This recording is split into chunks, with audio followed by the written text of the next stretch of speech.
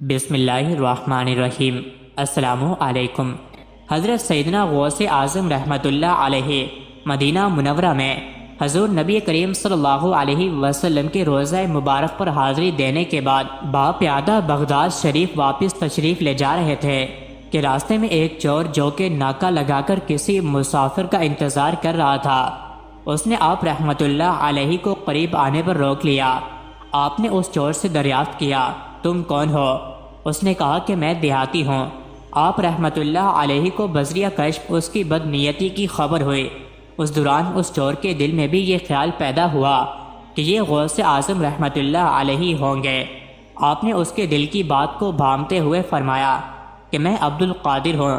چور نے جب آپ رحمۃ اللہ علیہ کی بات سنی تو فوراً قدموں میں گر پڑا اور معافی کا خواستگار ہوا۔ آپ کو ان کی حالت پر ترس آ گیا۔ آپ نے اللہ عز و جل کے حضور اس کے لیے دعا فرمائی تو ندائے غیبی سنائی دے، اے غوث رحمۃ اللہ علیہ، اس چور کو سیدھا راستہ دکھاتے ہوئے قطب بنا دو۔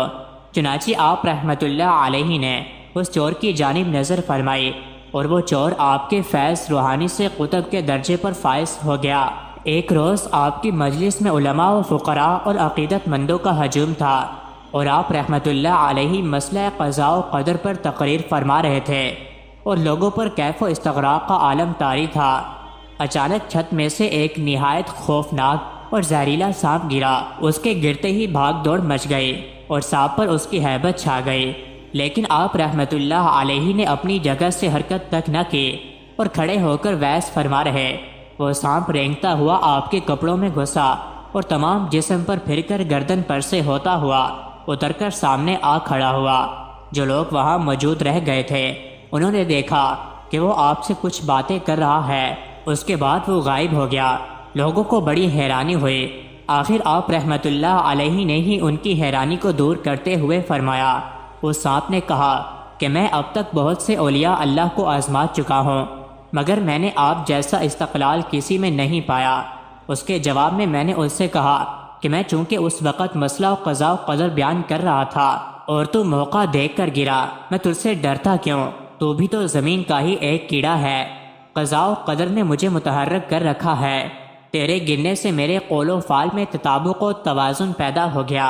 حضرت غوث اعظم رحمۃ اللہ علیہ ایک مرتبہ اپنے مدرسے میں وضو فرما رہے تھے کہ ایک چڑیا نے بیٹھ کر دی اور وہ آپ کے کپڑے پر پڑی۔ آپ نے جلال میں آ کر اوپر اس چڑیا کی طرف دیکھا۔ آپ رحمۃ اللہ علیہ کی اس جلال بھری نظر سے چڑیا مر گئی اور نیچے گر گئی۔